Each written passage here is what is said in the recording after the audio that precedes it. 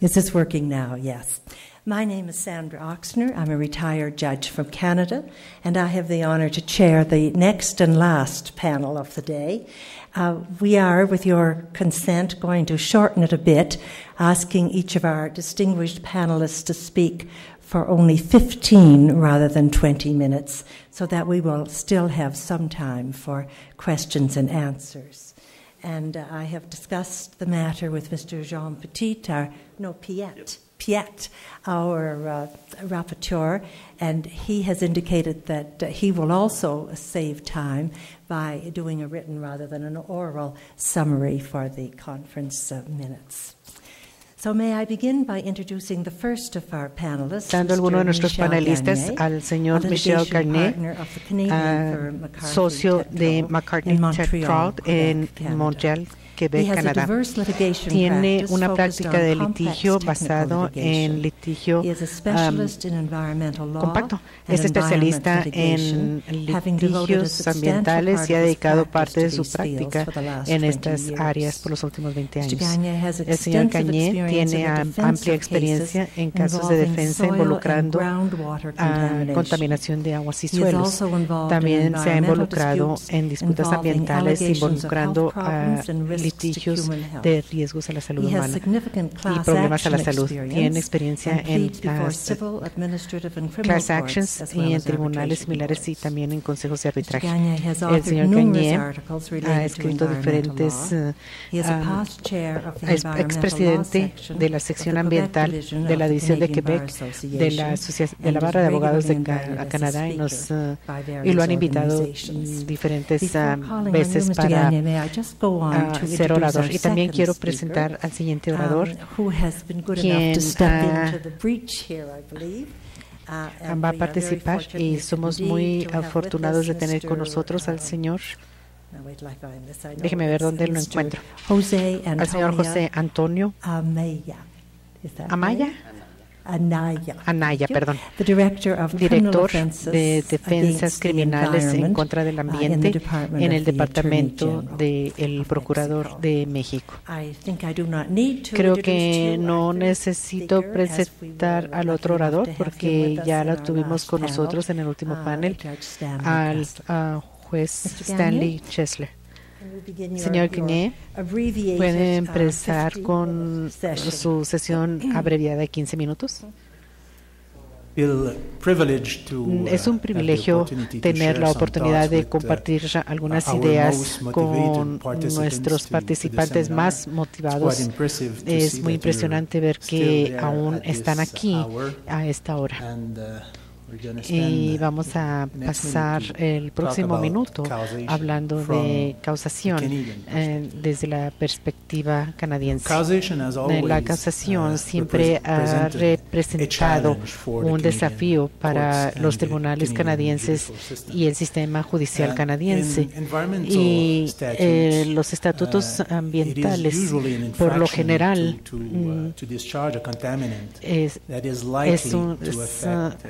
probablemente afecta o tiene un efecto adverso en el medio ambiente. Con este concepto, en el contexto de procesamiento penal en Canadá, no es ahí donde van a haber los debates más desafiantes en casación, porque en esos casos el proceso es comprobar que hay un potencial, un efecto adverso. Entonces, el desafío más importante se ve en casos civiles, debido especialmente en esos casos hay un problema y una enfermedad, y el demandante quiere comprobar que un contaminante fue la causa de la enfermedad, y eso representa un gran desafío. Y bajo las leyes de Canadá, como supongo que también en México, el demandante tiene la carga de comprobar falla y también tiene que establecer ventajas y muy seguido la parte más difícil es establecer el enlace entre el default y los daños o la falla y los daños y la prueba estándar es la causación y las probabilidades. Entonces la causación no necesita comprobarse en base a certidumbre científica y no es la casualidad, tiene que comprobarse en casos en un balance de probabilidad.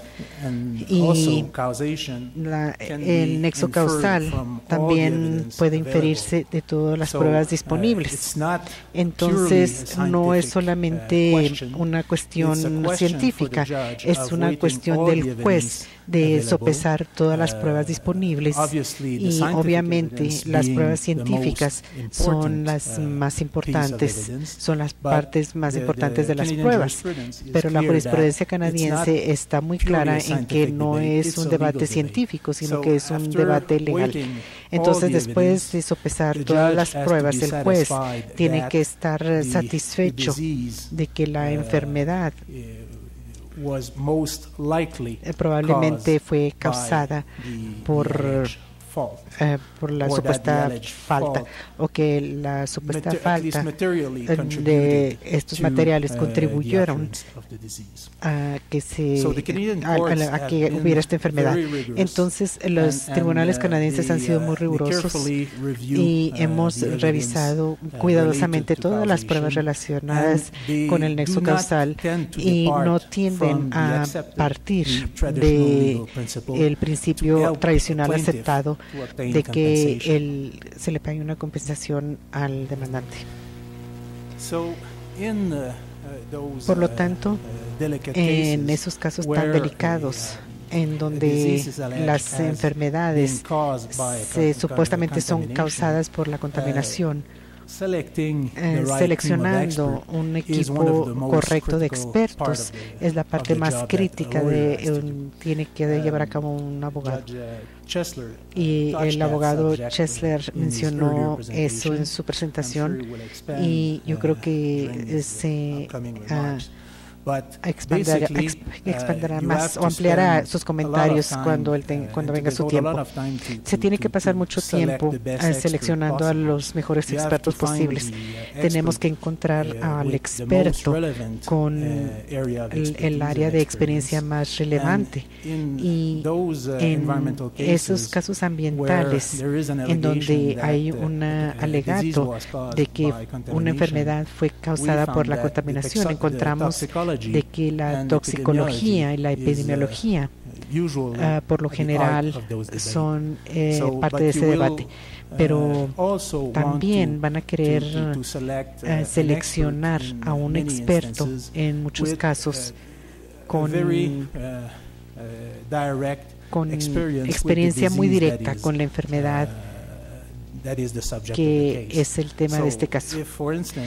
Por ejemplo, si tienen un caso que trata de contaminación con plomo, que es la supuesta causa de un problema neurológico en niños, van a querer tener un buen experto en toxicología con un experto relevante con este metal de plomo, y también sería útil tener un experto en epidemiología, y también van a querer contratar a un experto en neurología pediátrica, porque eso es de lo que trata este caso.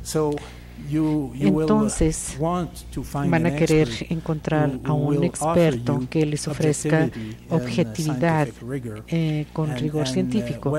Y cuando seleccionan al experto, cuando se prepara el experto para testimonio, tienen que jugar al abogado del diablo y tienen que ver qué es lo que el otro lado le preguntaría al experto para realmente comprobar si este experto sería una persona creíble o no.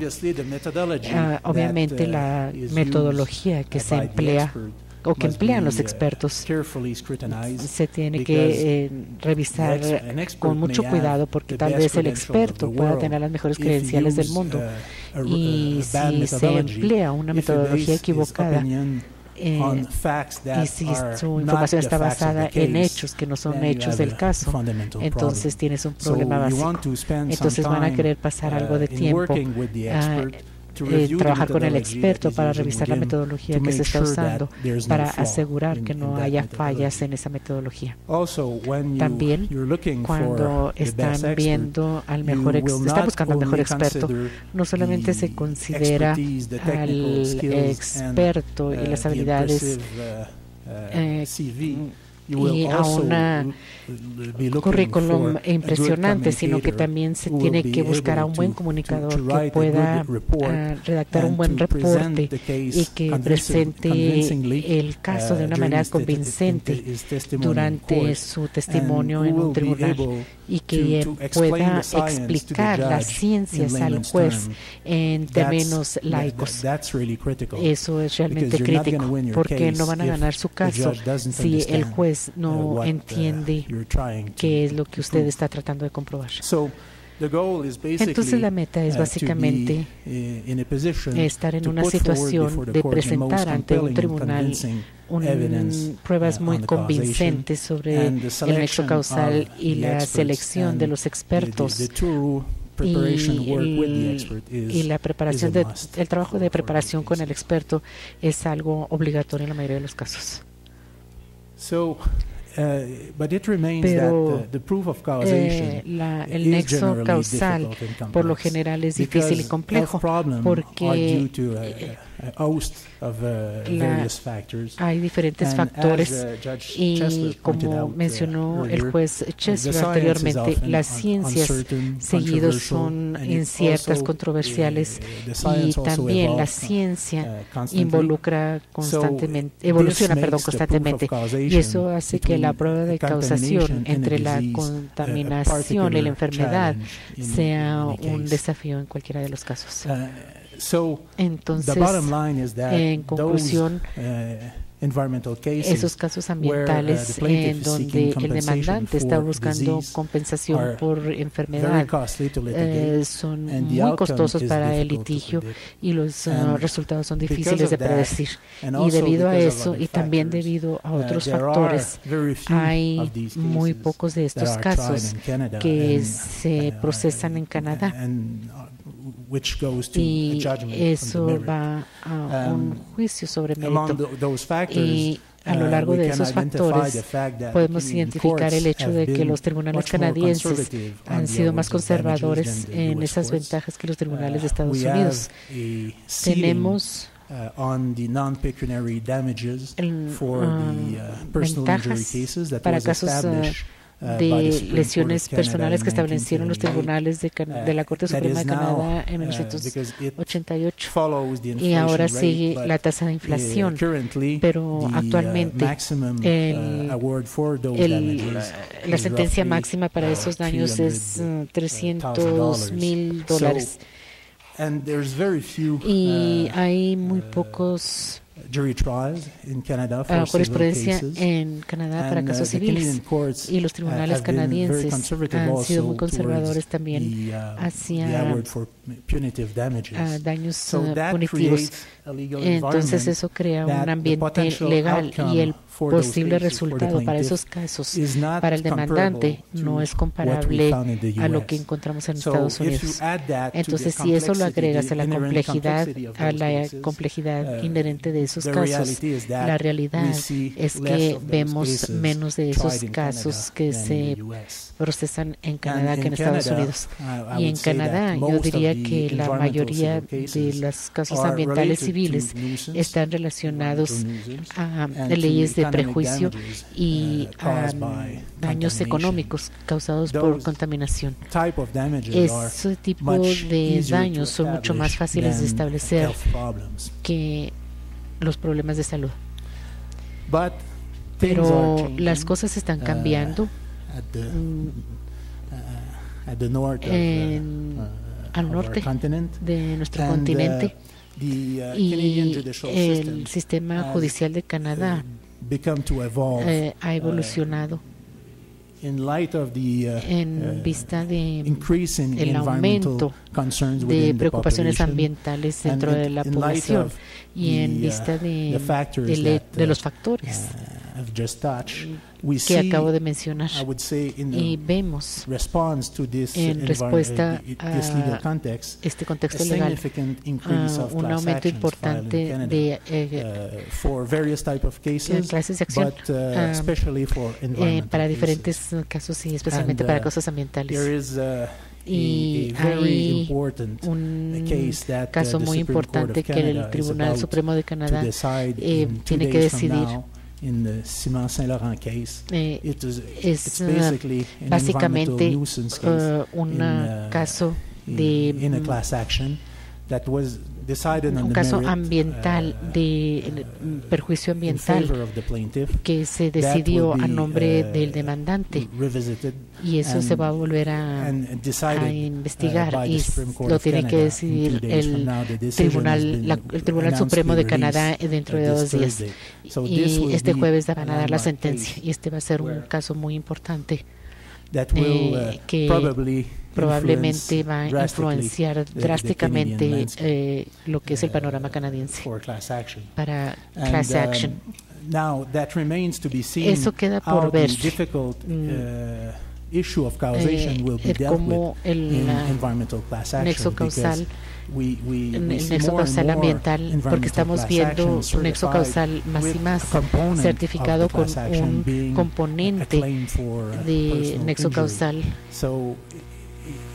Entonces, es un gran desafío decidir esos casos en demanda colectiva, y entiendo que en Estados Unidos muchas demandas colectivas no están certificadas por la predominancia, porque la cuestión ambiental es predominante. Es interesante ver cómo el sistema de tribunales va a manejar las demandas colectivas. Y también vemos con respecto a daños punitivos que se pueden ver como una respuesta a establecer el nexo causal, porque los daños punitivos están aumentando y vemos más sentencias a casos de daños punitivos en Canadá, y vimos un caso que podría tener un impacto muy importante en casos ambientales. Se decidió en una demanda colectiva en Quebec, donde es una demanda colectiva para donde el demandante no pudo establecer daños, y el juez decidió conceder compensación punitiva de $2 millones como una sanción, básicamente, sin relacionar daños compensatorios. Entonces, este es un precedente muy importante que está sujeto a una apelación a los tribunales de apelaciones de Quebec, y yo creo lo va a decidir el Tribunal Supremo de Canadá. Pero imagínense, esto puede crear, si tal enfoque lo confirma los tribunales los tribunales superiores, entonces esto sería una evolución en los casos ambientales en Canadá. Eso concluye mis comentarios.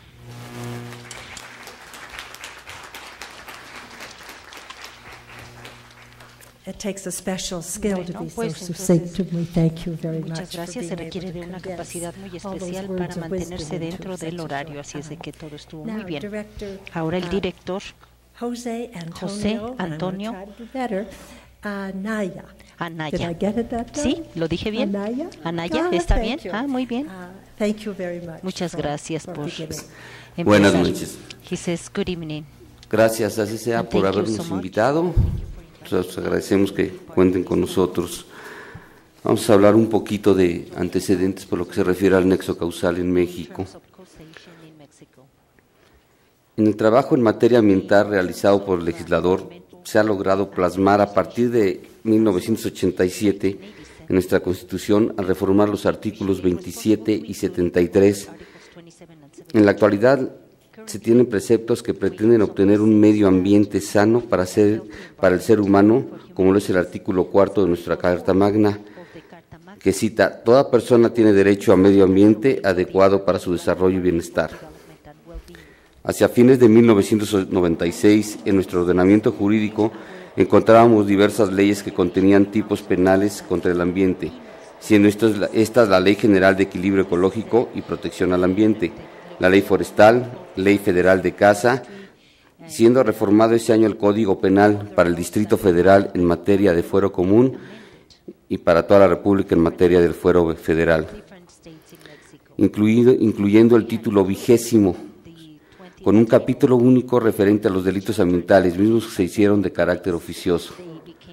Con fecha 6 de febrero del año 2002, se reformó en su totalidad el capítulo 25 del Código Penal Federal, previamente referido, en el cual se incluyen diversas conductas, de las cuales modifican el término de delitos ambientales por el de delitos contra el ambiente y la gestión ambiental, refiriéndose en forma más técnica al ataque al bien jurídico protegido. Asimismo, se amplía la vigencia de la responsabilidad penal en materia ambiental, considerando las conductas culposas además de las dolosas, además de aumentar las penalidades contempladas para algunas conductas hasta en 12 años de prisión, aunado a una multa, y previene la aplicación de medidas de seguridad, como son, entre otras, la de trabajos a favor de la comunidad relacionados con la protección al ambiente o la restauración de los recursos naturales. Por lo que respecta al nexo causal, es el ligamen o nexo que une a la conducta con el resultado, el cual debe ser material. Dicho nexo es lo que une a la causa con el efecto, sin el cual este último no puede atribuirse a la causa. Se insiste en que el nexo causal debe ser material, ya que si es moral, espiritual o psicológico, sería irrelevante para el derecho penal. Quien desea matar debe actuar de forma que el medio o los medios elegidos por tal propósito sean objetivos y, por tanto, idóneos. Se requiere que los materialice para atribuirles el resultado típico. Muchas veces pensamos redondeando el mismo ejemplo, ¿no? Ojalá muriera tal persona, o inclusive hasta rezando, o situaciones que se dan de esa forma. Sin embargo, ahí no podríamos adecuar el nexo causal, o sea, la conducta no nos daría lo material.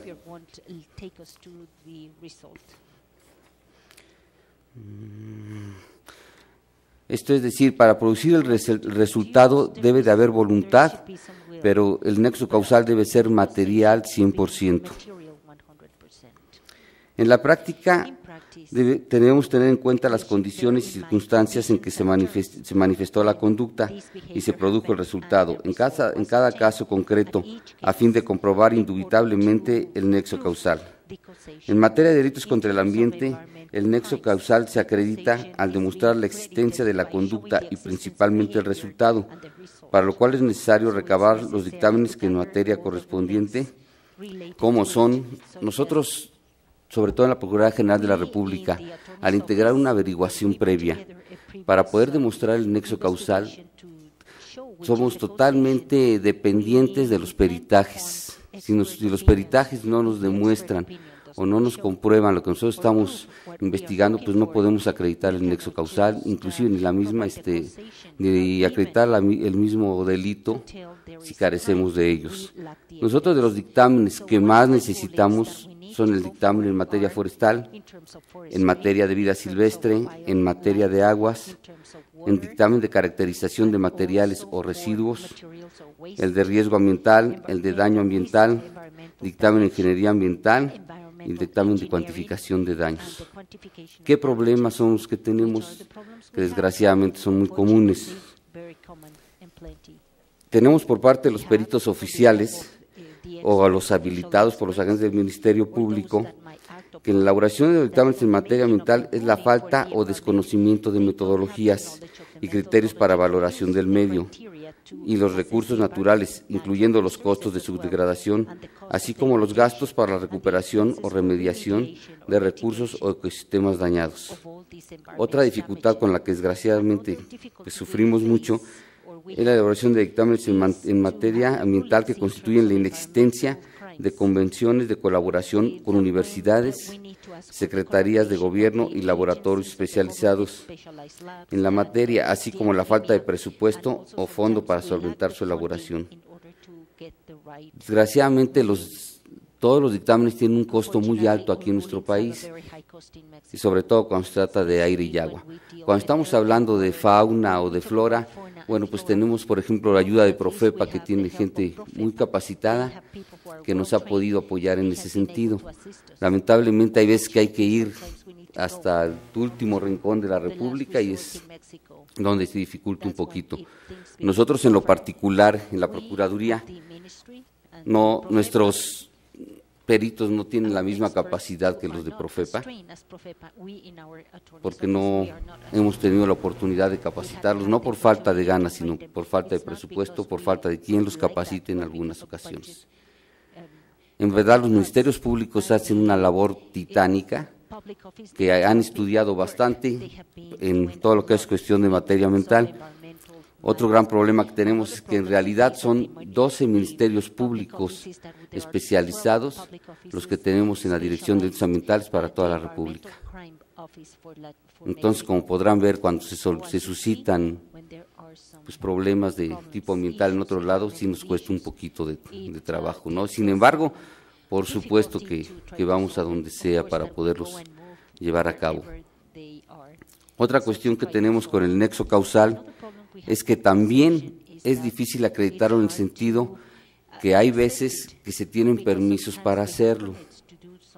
Suena medio feo, pero sí, desgraciadamente, cuando se trata de un delito, por ejemplo, de una tala de árbol, recuerden que la conducta se da al talarlo, el delito es obviamente pues cortar ese árbol, pero hay permisos en este caso de Semarnat para poderlo hacer.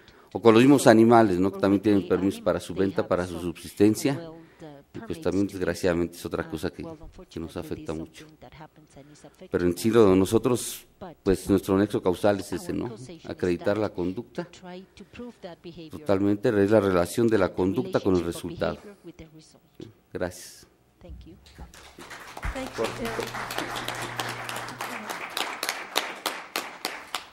Again, a very succinct presenter. Thank you, Judge Chesler. Thank you. As I mentioned in response to a question earlier, our causation standards under U.S. law frequently depend on what particular statute and what particular type of lawsuit is involved. I'm going to focus for today on CERCLA, which is the statute which I mentioned earlier. Now, CERCLA has a number of different components, and there are different remedies under CERCLA. So, and those different remedies can have very different causation requirements. Tomorrow we're going to be discussing natural resource damages. And CERCLA authorizes recovery for natural resource damages. Daños a recursos naturales. Los requisitos de nexo causal bajo CERCLA para recuperar daños de recursos naturales es muy parecido al estándar que aplica en la mayoría de nuestras causas de acción para nexo causal. El caso más importante en el área indicó que para el demandante, en un caso de daños a recursos naturales de CERCLA para recuperarse, el demandante tiene que comprobar que la descarga peligrosa fue la causa contribuyente de lesiones ecológicas a recursos naturales. Ahora, voy a discutir daños de recursos naturales mañana, entonces no voy a ir más adelante.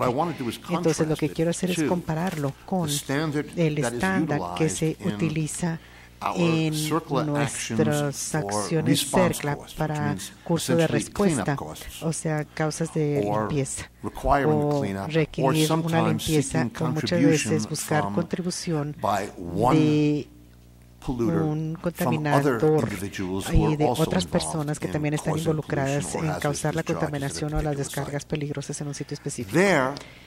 Ahí, Muchos de los comentadores más prominentes han indicado que casi no hay requisito de nexo causal bajo CERCLA, y eso no es hasta ese punto, pero tenemos que entender las circunstancias bajo las cuales CERCLA tiene que tratar, especialmente las disposiciones relacionadas a causas de respuesta, limpieza de remediación. Estados Unidos en ese momento enfrentó sitios de confinamiento sanitarios y sitios de residuos peligrosos que causaban millones y millones de dólares limpiar. Estaban causando en algunas circunstancias peligros eminentes a la población, y había requisitos y necesidades, tener un mecanismo para agilizar de manera eficiente y rápida para limpiar esos sitios, de manera expedita para limpiar esos sitios. CERCLA se le ha atribuido, por ejemplo, requerir responsabilidad civil y conjunta. Esto quiere decir que si un confinamiento sanitario específico está contaminando o está que tiene residuos peligrosos y que lo depositaron 100 diferentes compañías, el gobierno por lo general tiene el derecho de demandar a uno de ellos y obtener de ese demandante la obligación de remediar todo el sitio. La manera en que está establecido el estatuto es que ese demandado en lingo ambiental, que se le llaman PRTs, posiblemente partes posiblemente responsables. Esas personas tienen el derecho de buscar contribución de alguien más en una demanda para ayudar a pagar los costos. Pero en el primer caso, si ese demandado depositó residuos peligrosos ambientales en el sitio que causaron o llevaron a costos de respuesta que llevaron a una limpieza, ese demandado por lo general es responsable, a no ser que se vea que la causa fue visible. Como regla general, eso quiere decir que no hemos tenido tantas demandas así en contra de esa persona. Y la mayoría de nuestras demandas en realidad han sido por esa corporación o por esa persona buscando compensación o asistencia de otras partes que son responsables del residuo. Pero como les dije, lo que se ha desarrollado es un estándar muy relajado de nexo causal. Básicamente se lleva a cabo en base a CERCLA, y tenemos que tener una instalación, un sitio en donde hay una descarga, una amenaza de descarga de una sustancia peligrosa, y que el demandado asuma los costos de limpieza, y que el demandado o fue el propietario u operador del sitio, un ex operador o dueño, alguien que hizo arreglos para transportar el residuo. Ahora, ¿qué significa todo esto? Significa que la obligación es mínima. El nexo causal de CERCLA está basado en, por ejemplo, sección 107, que con respecto al nexo causal, si la descarga o la amenaza de descarga ha causado que el demandante haga una demanda, y la respuesta del demandado tiene que establecerse para responsabilidad civil, y en sitios de partes múltiples, si el residuo fue liberado o descargado en el sitio, el gobierno no tiene que investigar o no tiene que identificar el residuo del demandado. De acuerdo a CERCLA, se tiene que comprobar que la sustancia se depositó en el sitio donde hubo una descarga, y la descarga causó una nexo causal. ¿Qué quiere decir todo esto? Vamos a tomar un par de ejemplos. Vamos a tomar mi producto. Yo soy la corporación. Yo tengo una sustancia que el gobierno dice que se descargó en el sitio y es una sustancia peligrosa y está en la lista de sustancias peligrosas. Yo puedo comprobar que la concentración de sustancias peligrosas en el producto que yo descargué es una concentración mucho más baja de lo que se encuentra en la naturaleza. Que si tú vas a tu patio o si vas a despoblado y sacas una pala de tierra virgen, esa tierra tiene una concentración más alta de mi sustancia peligrosa de lo que yo descargué en ese confinamiento sanitario. ¿Voy a ser responsable? ¿Alguien quiere levantar la mano? ¿Sí o no? ¿Voy a ser responsable? ¿Sí o no? Nuestro representante del Departamento de Justicia de Estados Unidos dijo sí, sí soy responsable. Ahora, el razonamiento, en parte, es que si yo fuera el único que deposite el residuo ahí, no causa problemas. Pero digamos que en ese mismo sitio, 150 personas depositaron esa misma sustancia, en esa misma concentración. Ahora tenemos un problema ambiental porque toda esa sustancia combinada está por arriba del nivel y eso es el razonamiento para que yo sea responsable bajo las leyes de Estados Unidos. Bien, digamos, como les dije anteriormente, mi residuo lo encuentran en el sitio, pero 100 personas más han depositado otros residuos peligrosos en el sitio. Y el Departamento de Justicia dice tú. Y yo soy responsable de todos los costos de limpieza. La respuesta es sí. Son responsabilidad conjunta y individual, a no ser que pueda comprobar de que el producto no fue depositado por otros. Y que si yo tengo una parcela y no estoy haciendo nada con esa parcela, se la arrendo a mi amigo.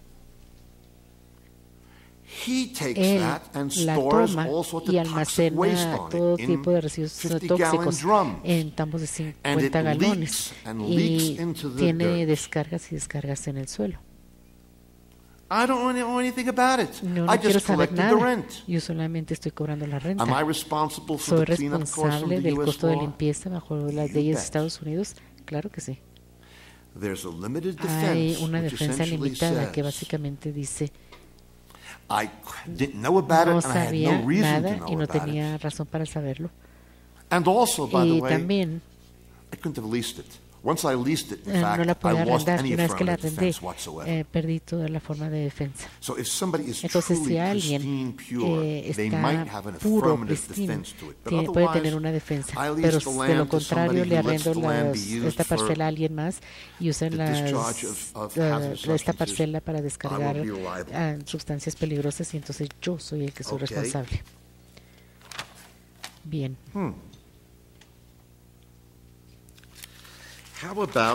¿Y qué hay de el agua de pozo de un acuífero que ha sido contaminada con PERC? Hay dos fuentes posibles del PERC. Mi sitio y otro sitio que está en otro lugar. Yo tengo a un hidrogeólogo experto para que atestigue que de ninguna manera mi PERC pudo entrar al pozo.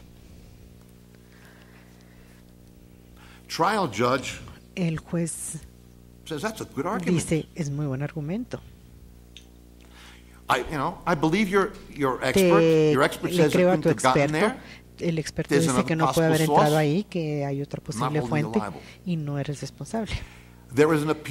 Hay una decisión del Tribunal de Apelaciones en Estados Unidos que dice que ese juez estaba equivocado. Si descargo el residuo, no tiene que llegar a ese pozo, siempre y cuando la descarga causó costos de respuesta ambiental. Y como podría haber entrado al pozo, y realmente no sabemos si llegó al pozo o no, entonces yo soy responsable. Puedo obtener dinero de otra fuente, de otra posible fuente de descarga, pero soy responsable. Ni siquiera un requisito de que se demuestre de que mi químico llegó a la fuente. ¿Y qué? ¿Qué hay de los dos químicos entraron a la fuente? Los dos químicos llegaron, mi perk y el perk de la otra persona llegaron al pozo. Pero ¿saben qué? El costo de limpieza sería idéntico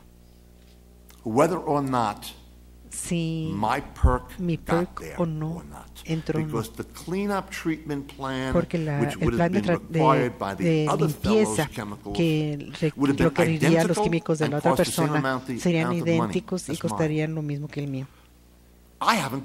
Yo no he causado ningún costo de limpieza, porque el sitio hubiera sido limpiado, hubiera costado lo mismo. Si mi químico llegó ahí o no. En los tribunales dicen, muy bien, pero ten una porción equitativa del otro contaminador, pero tú estás también involucrado. ¿Hay límites? Sí. Lo voy a decir de esta manera. Hay un caso en el Tribunal de Apelaciones que dice que por lo menos tienen que establecer algún tipo de nexo entre el residuo que te están cobrando porque descargaste y el sitio ambiental. Y en ese caso es un caso del tercer circuito que trata con contaminación con cromo. El demandado en ese caso específico embarcó camiones y camiones de cromo a diferentes sitios en todo el estado, pero no había pruebas de que embarcó cromo a este sitio en cuestión, y había otras compañías en el estado que también embarcaron cromo a otros lugares en el estado. Eso parece ser el caso en el que un tribunal de apelaciones en Estados Unidos dijo: tenían que demostrar por lo menos que tu residuo peligroso por lo menos llegó al sitio de descarga, y que si no lo puedes hacer, no te vamos a responsabilizar. Pero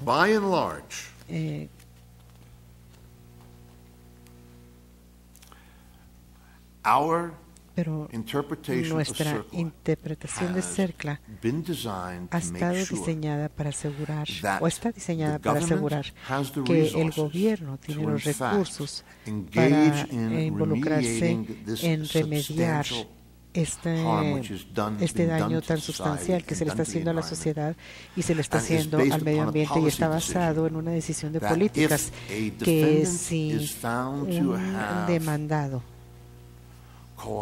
ha causado algún costo de respuesta, la carga es para ese demandado, para investigar a otros contaminadores para poder sacarles dinero a ellos. Pero el gobierno de Estados Unidos no tiene que ir y tratar de juntar a toda la gente que es responsable de sitios múltiples para obtener el dinero para hacer la limpieza. Muchas gracias, y los felicito por demostrar tanta atención a esta hora de la tarde. Muchas gracias.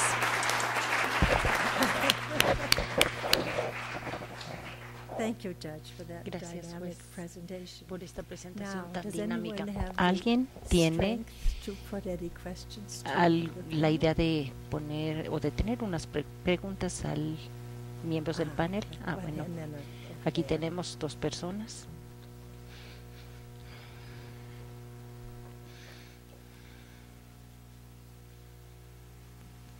Bueno, mi pregunta My question is for the U.S. and Canadian speakers. You were talking.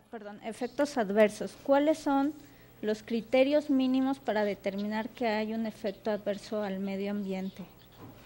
Esa es la primera pregunta. La segunda pregunta era un poco de la pasada exposición sobre las pruebas. En México existe la gestión de riesgo y evaluación de riesgo en materia de bioseguridad.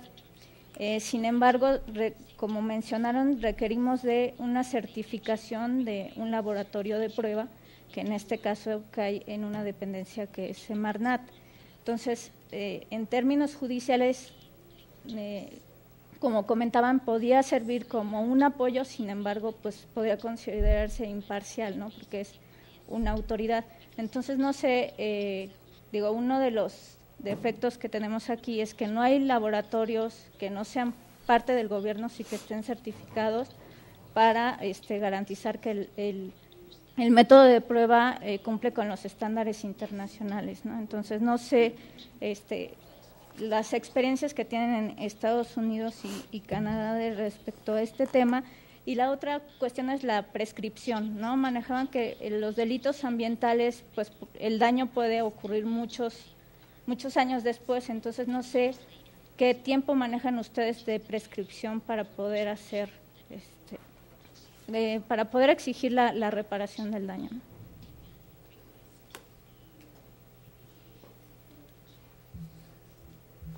Thank you. May I, yes, Mr. Which question are you going to deal with? A contestar. Try to briefly address your three questions. First, what is required to show that there is an adverse effect to the environment depends. I assume that you're referring to a penal context because that's where this issue is discussed. And like I've mentioned, most of our law simply require that the prosecution demonstrate that todo el enjuiciamiento determine que esa contaminación está causando un efecto adverso al ambiente. Entonces, realmente se trata de algo como un umbral a probar. Esta sería la primera pregunta.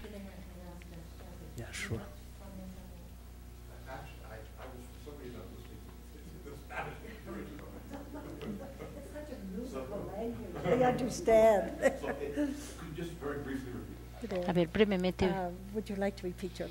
¿quieres repetir el comentario? Es que yo te preguntaba que si estás o no, que en contra de lo que él dijo, ¿estás de acuerdo?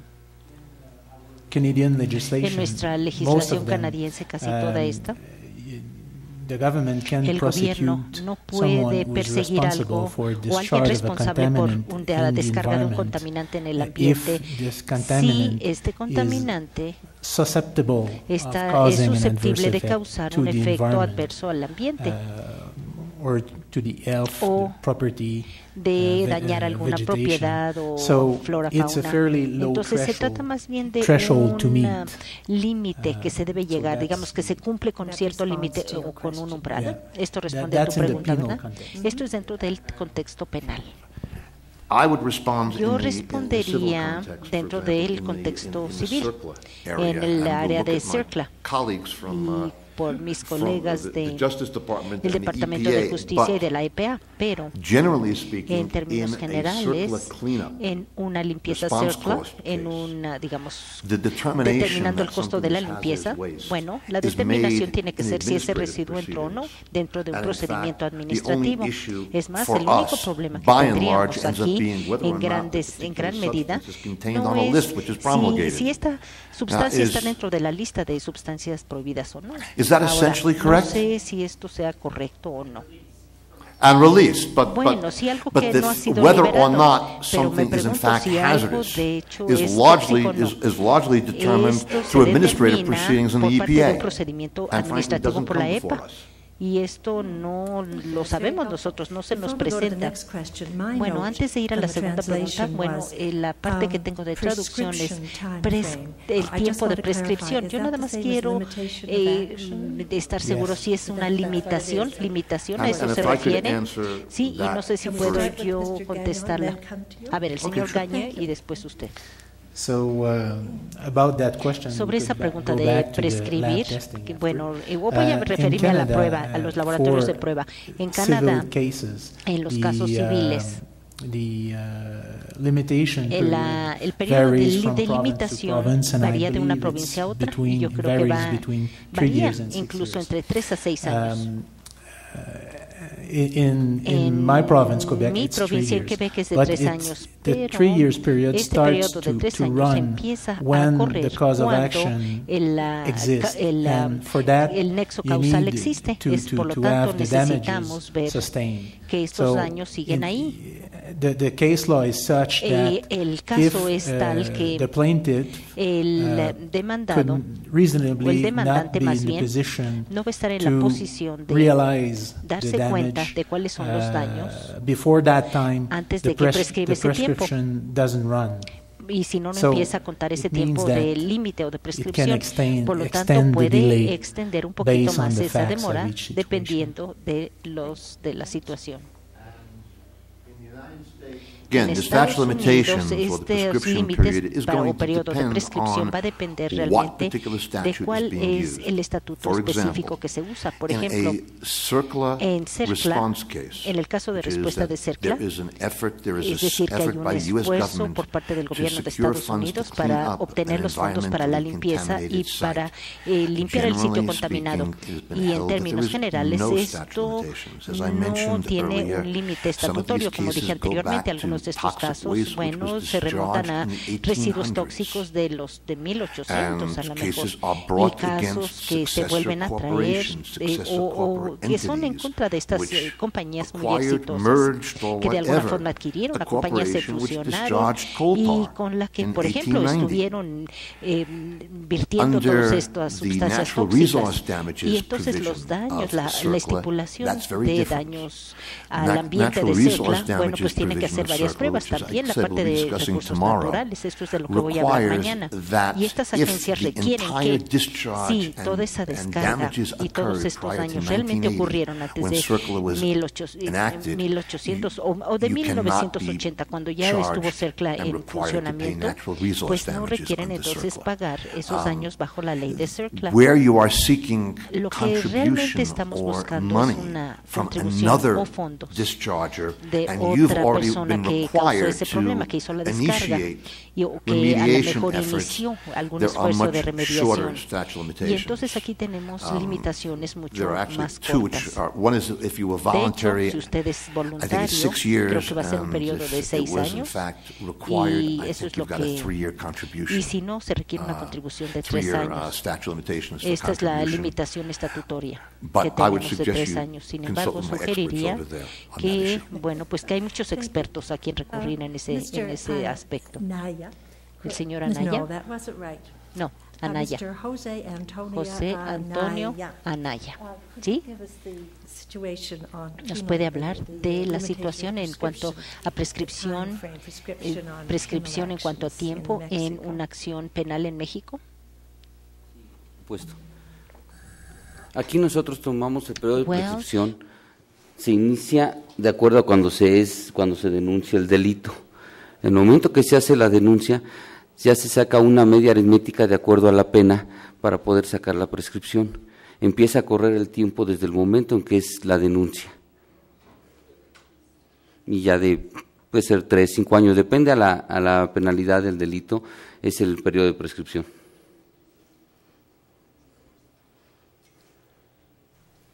You're still being translated. Gracias. That's why I'm not. Thank you very much. We had one last question from the lady in red. Do you still have that question? No? I beg your pardon. No, perdón. No era usted. One last question. La última pregunta acá de este lado. Acerca en el tema anterior Well, del valor de la prueba. Talking about the value of the proof or the test. Sobre el valor de la prueba. On the si yo la tomo como organización ambiental, me dicen que mi prueba carece de validez científica. Uno. Y hay, por ejemplo, en el tema de organismos genéticamente modificados, te piden la evidencia científica suficiente. Y la pregunta sería, ¿qué es suficiente? Ese es uno. El otro, si la autoridad toma la prueba, la autoridad no me da la prueba o la evidencia porque te va a decir que es reservada o confidencial. Ese es otro problema. Y otra cuestión que ha ilustrado esa problemática es un caso ante la CCA de Maíz y Biodiversidad. Un grupo de científicos elaboran un expediente científico y el gobierno de Estados Unidos y de Canadá protestan diciendo que hay falta de consistencia científica, que se lo dicen a un panel de científicos, claro que genera molestia, ¿no?, para como máximas autoridades científicas de varios países de América del Norte, ¿no? Esto para ilustrar todo el tema de la prueba. Y para la parte del nexo causal, licenciado Anaya, yo entiendo que hay una parte, la problemática para ustedes como unidad de delitos ambientales, sé que es difícil, pero también entiendo que hay una cuestión que es de presunción y me lo detallará usted. Eso por un lado, el tema de las presunciones, que es válido en tema en las materias que ustedes llevan, y segundo, el tema de actos futuros, hechos presentes y futuros, ¿no?, que está plasmada y algunos, en el tema, por ejemplo, de bioseguridad, a aquellos que pueden que afecten o puedan afectarnos, son las dos cuestiones plasmadas. No sé si en el tema de presunciones particularmente, que ha sido difícil, pero que ustedes pueden tomar estos criterios. Thank you. Yes, just before you begin, may I apologize for omitting to ask the panelists to comment on the issue of the possible conflict of laboratories owned by the authority. I will ask them that before we Yo voy a contestar esto antes de que terminemos. ¿Quiere usted responder ahora a las preguntas que se le hicieron? Sí, gracias. Bueno, por lo que respecta a presunción, el nexo causal, bueno, es bastante claro. El nexo causal es totalmente una relación, lo que se debe dar de la conducta con el resultado, ¿sí? Debe ser material y objetivo totalmente, ¿sí? Entonces, no considero que no podemos hablar de presunción ahí. Es bastante claro. Si mi conducta es el disparar y el resultado es una muerte, entonces estoy dándole un resultado al nexo causal, se me está dando objetivo 100%. Ahí considero que no puede haber ninguna presunción, ¿sí? En ese sentido, no sé si le quede bien claro. Respecto a la otra, ¿era cuál, perdón?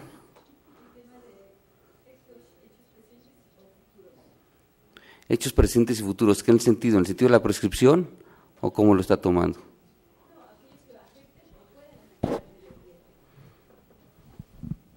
Pues, a ver, los hechos, obviamente tenemos hechos presentes que pueden afectar al medio ambiente a futuro, ¿sí? Pero, perdón, no le entiendo la pregunta, ¿eh? De bioseguridad, tienen un tipo penal, el 420 ter, que dice aquel que afecte, aquellos organismos que se liberen que afecten o pueden afectar al medio ambiente, se penalizará. Ese es un delito que no les ha pasado porque es un delito nuevo. Pero, bueno, finalmente para este tema que ustedes tienen esta arma, y entiendo el tema de matar, pero en temas ambientales, el tema de la presunción, que no es lo mismo este tipo de delitos que ambientales, en el cual nos ha pasado en el tema de la tala ilegal, en el cual tienes que usar presunciones en un bosque tan grande, en el cual no es difícil materializar. Sí, por supuesto. Yo le estaba hablando hace un momento precisamente de lo importante que son para nosotros los peritajes, ¿sí? En el tema de la tala, por ejemplo, afortunadamente contamos con la situación de que nos pueden decir determinada madera si pertenece a determinado tocón. ¿Qué es un tocón? Tocón es la parte que queda del árbol cuando se tala.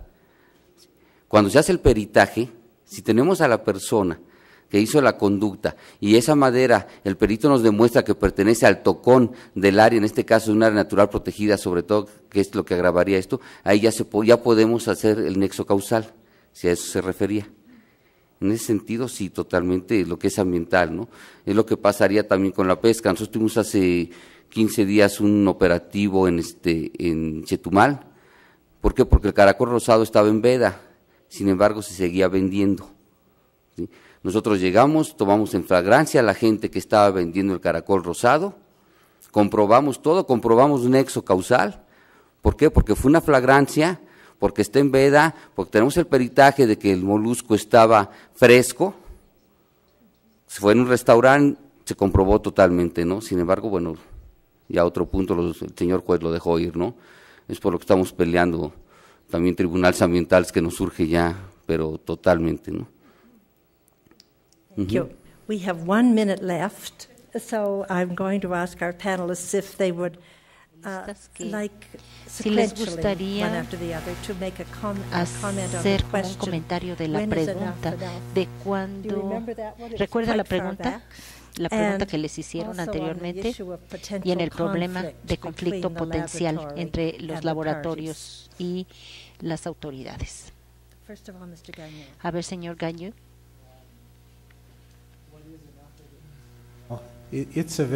Pues se trata de una pregunta muy difícil, en el sentido de que no hay, creo que no hay respuesta a esa pregunta en lo abstracto. Tendría que referirse a un tema específico. ¿Y qué quiere decir esto de suficiente evidencia? Bueno, pues no quiere, para mí no significa que tiene que agregar sumar en forma matemática la prueba, no. Simplemente es una evaluación, valoración de la calidad de la evidencia.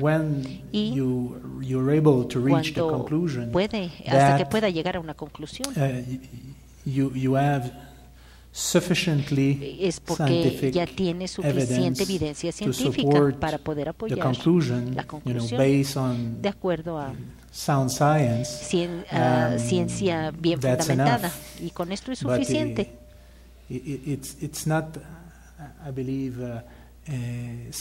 Pero no es algo así que pueda considerarse en lo abstracto.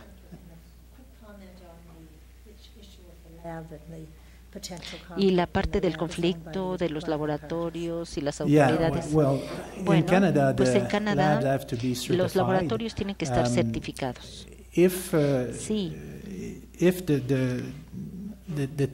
Si la prueba se lleva a cabo por parte de un laboratorio certificado y no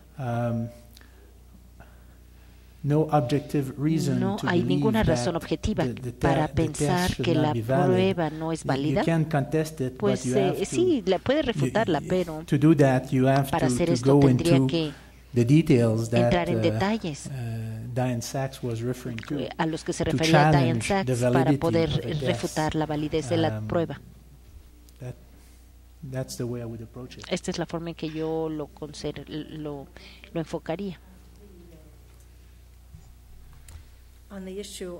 En cuanto al problema de que si hay un conflicto, cuando las autoridades o una de las partes es dueño del laboratorio, bueno, pues creo que es de lo que se trata, ¿verdad? ¿Quieres comentar en esto? Cuando el laboratorio pertenece a una autoridad y que puede haber algún sesgo. Aquí en México, pues todos los que tenemos son del gobierno totalmente. Entonces, al ser del gobierno, pues es otra cosa totalmente, ¿no? Desgraciadamente no contamos con particulares.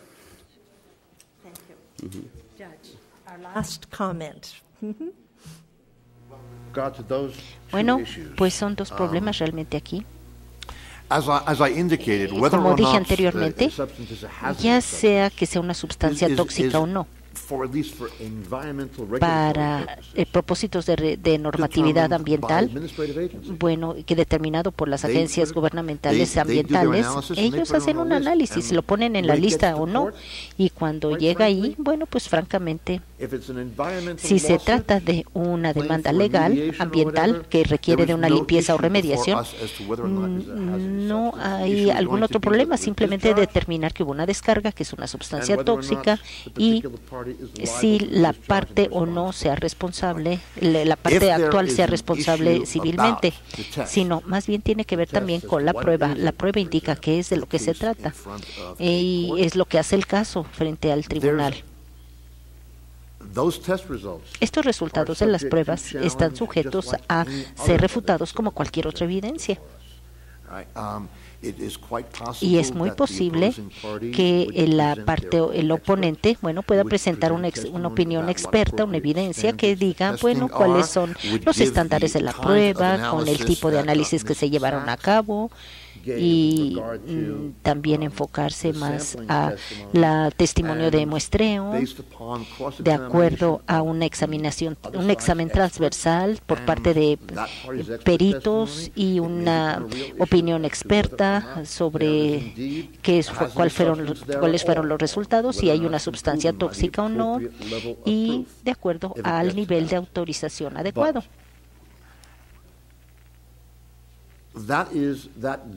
Esto, en alguna forma, podría llegar a ser un problema, pero en gran medida no ha sido el principal problema que se ha presentado en los litigios en Estados Unidos.